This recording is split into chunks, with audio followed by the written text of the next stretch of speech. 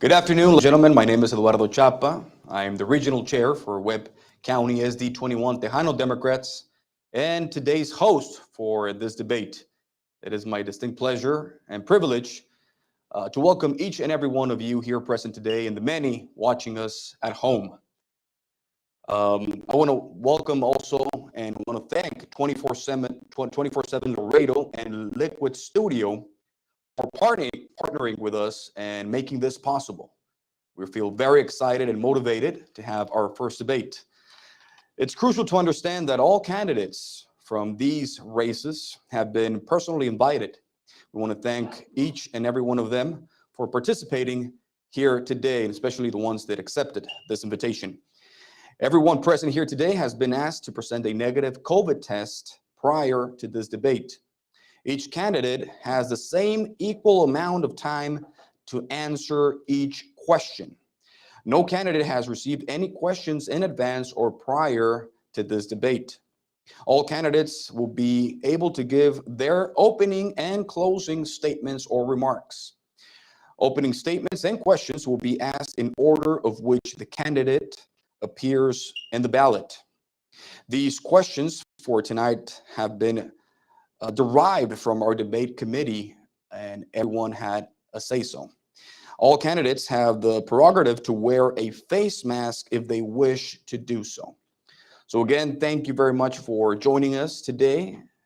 It is our distinct pleasure and privilege as part of Webb County SD 21 Tejano Democrats, part of our democracy. We feel very excited and motivated to start this debate. Thank you very much. Without further ado, I would like to pass the microphone to our vice chair. And of course, I want to introduce our panel here present today. Here with us, we have our vice chair for Webb County SD1 Tejano Democrats, Ms. Ana Cavazos. Also here with us, our youth chair for our local chapter and statewide youth chair, Jose Pepe Arreazola. Our timekeepers for today's event, yes, we have timekeepers, and we feel very excited for them as well. Ms. Judy Gutierrez here present today. Thank you very much, Judy, for joining us. And Ms. Sylvia Palumbo, thank you so much for joining us. At this time, we would like to welcome our candidate, Ms. Chrissy, who's running for Justice of the Peace. And of course, you have 2 minutes, because you're the only candidate that are here present today. You have 2 minutes to introduce yourself. At this time, please do so. Hello, my name is Chrissy Mendiola. I am running for Precinct 1, Place 2, Justice of the Peace. I am the only attorney that is a candidate, and I have 20 plus years of experience, both as a prosecutor, as a public defender, as a defense attorney, and also working all kinds of civil cases. I come in with a great experience and ready to work. I'm ready to transform that court and bring it to par. It needs to change. It needs to be more efficient. It needs to be more transparent, and it needs more fairness. So I hope that on March 1st, I can count on your vote, or you can also vote early, February the 14th, come this Monday till the 25th. Thank you very much, Chrissy Mendiola, for that opening statement. Thank you so much. At this time, I would like to pass the microphone to our vice chair, Ms. Ana Cavazos. Ana, go ahead. Thank you. Ms. Mendiola and members of the public, just in the interest of full disclosure, as Mr. Chapa indicated, we invited all 3 candidates for this race to the debate today. We did not hear back from Judge Liendo, although he was invited, and we reached out to him several times. We did reach out to Mr. Gonzalez, who indicated that he would join us today. However, he did not show up for the debate today. And because of that, our normal rules would have called for a 1-minute opening statement and a 1-minute time for you to answer each of our questions. However, because your other opponent, Mr. Gonzalez, did not appear, you will have a full 2 minutes to answer each of our questions. You're free to take up the entire time or any part of it that you would like. If you need any question repeated, just please indicate that to us and we will repeat the question. All right. Question number 1, Ms. Mendiola, is What are your qualifications which you believe qualify you for this position, and why should the voters elect you to this position rather than the incumbent or the other candidate? Well, first of all, I want to thank Laredo 24/7 and also the Webb County Tejanos, La Voz del Pueblo. I love that slogan. Thank you for the opportunity to be here and giving me the chance to introduce myself to the public, which I've been doing little by little by block walking, and I am receiving such a great reception. I know that I'm selling them with the idea that I'm not only an attorney, I have 20 years plus experience. I've been head of several organizations, plus on the board on several community organizations that reach out into the community. So I am aware of the problems that are out there. I am aware of the issues that this particular court has because I have practiced in it. And I am aware of the law and how that can be distributed equally and fair and transparently. So I would hope that my qualifications are proven to you because of my experience. I also have taught at the local college as well as the local university.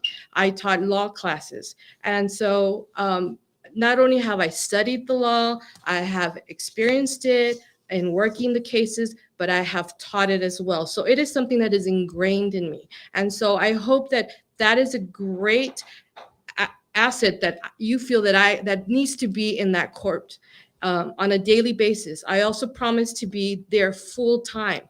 I understand that cases are not running as smoothly or as fast as they should be, and so I promise the community that will be my number one priority. Get your day in court as soon as it can happen. Another thing that I like to mention is that I've been on the board of TRALA, which is the legal aid agency for this area. And I've been there for over 10 years. But before that, I also worked for legal aid. So I am aware of the landlord-tenant issues. I am aware of the poor civil public service issues. So I want to bring that kind of insight, having defended those people. Also, on the other hand, as a former county attorney, I've also prosecuted some of those issues. So I like for you all to think that I'm bringing in both sides, and because of my skills of knowing and being aware of both issues, I am also prepared to distribute justice. Thank you. Ms. Mendiola, según su conocimiento, ¿cómo se ha visto afectado por la pandemia el manejo de los casos de ausentismo escolar en su corte y qué haría usted para avanzar con estos casos en su corte durante esta pandemia prolongada? If I had a perfect Spanish like you, I would answer it that way, but I know I would get stuck. But I understood every word of you said. So in my experience during these last 2 years has been that although we are not in the courtroom due to technology and due to efficiency by the court in installing Zoom programs, cases have been kind of, been able to come and been taken care of civilly, criminally, although jury trials for criminals cases, that would be a little more difficult. However, civil cases have been coming to court and been taken care of by both sides and by the judges in certain courts. However, I understand in this court, there wasn't court for a very long time. So issues as far as tenancy, truancy, were not being taken care of. And so I feel that we're ready to come back to work. We're ready to start working these cases, to get them processed, work on the backlog. And so I hope that not only with technology, and I understand that this court serves a level of community that is in poverty, and so the access to technology is not easy for them. But just recently, which was maybe 2 months ago, I believe the court received some computers, but that should have been done at the beginning of the pandemic, not at the end. And so I want to bring that kind of technology so that in case a certain person, because of disabilities or because of, whatever it is that keeps them from going to court, they will not miss having their day in court. And so I hope to bring that kind of experience, efficiency, and fairness. Thank you. Thank you. Ms. Mendiola, you've indicated that you've represented people before the Justice of the Peace Courts in this county. You've also indicated that you're aware of the other side of the table as a prosecutor. And I'm assuming that you have become aware of the budget of the office, the personnel present at the office, and you've told us that you recently learned that they acquired computer equipment, which came at the end of the pandemic instead of the beginning. If elected, knowing all that you do know about the office and the practice before the office, and bearing in mind that most of these people go to court without an attorney in a JP court, which is why it's called the People's Court, what changes do you intend to make or to bring to the overall operation of the court that, in your opinion, would facilitate the delivery of services to the community and the people that use these courts? Because this is the People's Court, I believe that the staff that is working this certain court, and in addition to in every kind of aspect of business or what have you, there needs to be a certain respect and a certain attitude that is extended to the community. So we would begin with that and have maybe some kind of like customer service training, some kind of training to where the people that are in charge of informing, because they will be of course at the front before they see me. That's when they're filing their cases, and usually they come in not understanding how the system works because they don't have an attorney. So I would like to make sure that the people that are at the window are well trained, have patience, and are ready to serve the community, because that's what we're there for. In addition to that, I feel that once they come into the courtroom, they need to feel fair. They need to feel comfortable. They need to feel that they're coming in to have not only their issues or their plight heard, but that they feel comfortable that justice will be served regardless. So I would make sure that every case is taken care of in the way that, because of my experience with mediation and negotiation, that I hear both sides. And like I said, sometimes people don't show up because of disabilities or because of maybe money issues. I would like to be able to extend not only what is maybe a program to maybe some of the fees are waived due to whatever financial situation they might have.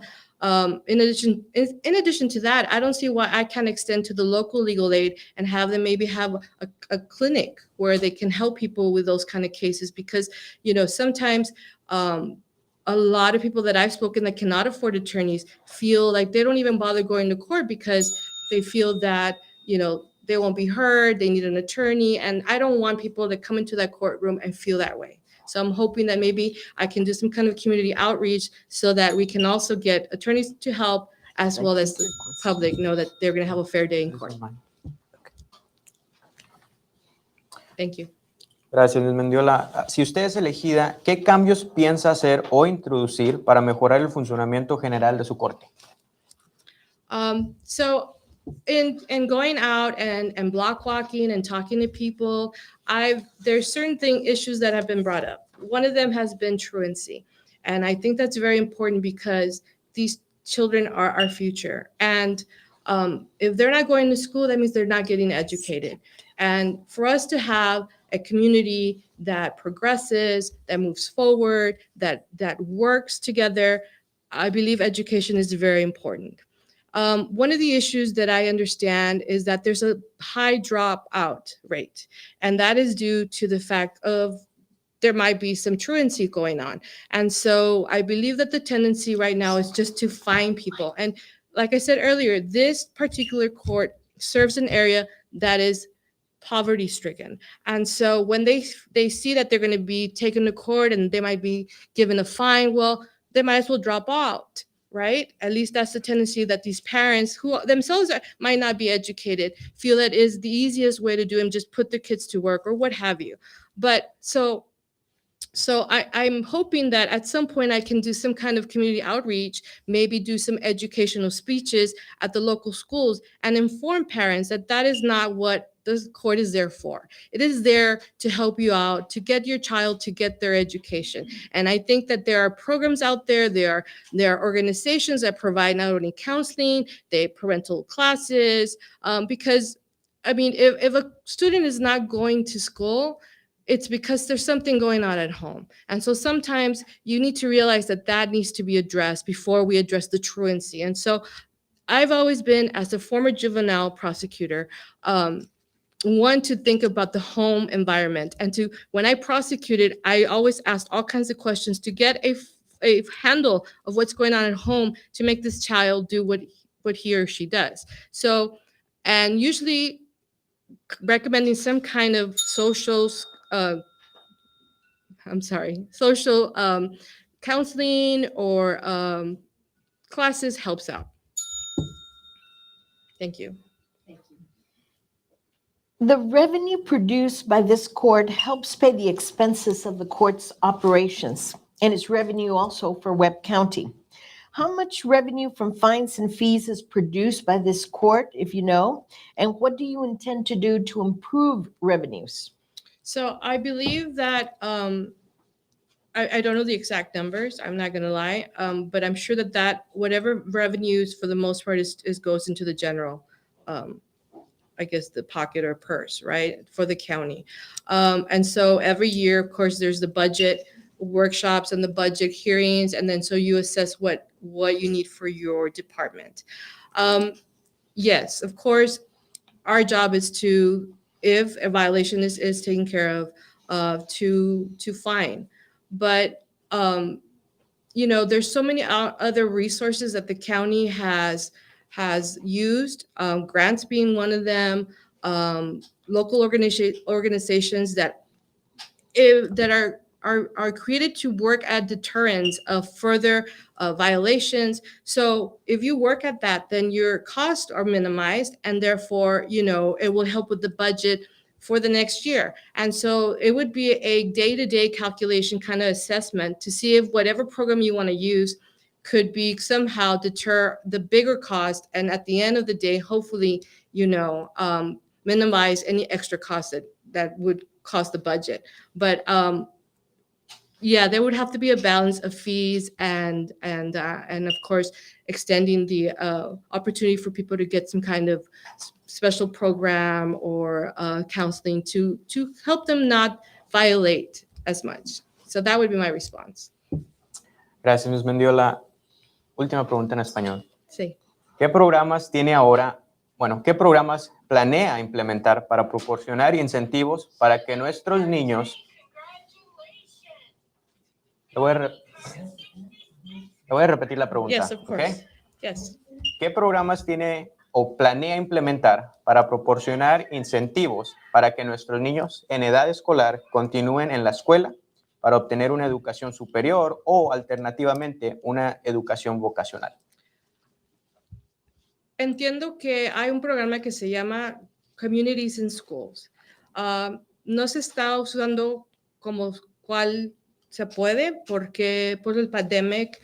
And so I feel that would be a good organization to try to work with, try to get it grant money, try to get it more funds, because I believe that's what it's lacking. And what it does, it brings the parent into the school with incentives as like school uniforms, bags of groceries. And so while they're there, they take that opportunity to introduce them to parental classes and ways to maintain the child and keep the child in school. So that would be something that I would be very interested in joining and working with, just so that the truancy level would go down. And like I said, there's other organizations. I'm not sure if SCAN has ever been a part of a truancy cases, but I think that the thinking right now is that truancy cases are not being heard. So I would like to extend and invite the local schools so that they can feel that their issues, with truancy are welcome in the courtroom and that we are ready to be a part of the solution. Thank you. Thank you. Ms. Mendiola, as we indicated to our viewers earlier, we had anticipated we'd have at least one of your opponents here present today who had indicated that he would participate. He did not appear for today's debate. So at this point of the debate, our intent is, or our intent was, that each of you who were present today would get to ask the other candidate a question. So if Mr. Gonzalez were here today, and if the incumbent were here today, let me ask you first with regards to Mr. Gonzalez, what question would you ask him that you believe he should answer for the community? Oh, those are tough. Okay, so I believe that on his platform, he indicates that I guess he's very proud and we should all be of being a veteran. So I would ask him what experience having or being a veteran does he have that he thinks will contribute to the position of being the judge of the people's court. And so that would be my question to him. Okay. Now, the incumbent also was invited and did not indicate he would participate and did not respond to our invitation. If the incumbent were here, what question would you ask him that you believe he should answer for the community? I believe that everyone has room to grow, and having been there as long as he has, I would ask him, how is it that after all these years, or what is it that he feels is something that he hasn't really accomplished in those years, and how and what he wants to do to make that happen for the next 4 years? That would be my question. Good question. Okay. We've come to the end of the question and answer session at this point. And originally, our rules called for a 1-minute closing statement. Since you were here alone today and your other candidate did not show up, you will have 2 minutes now for a closing statement. Thank you.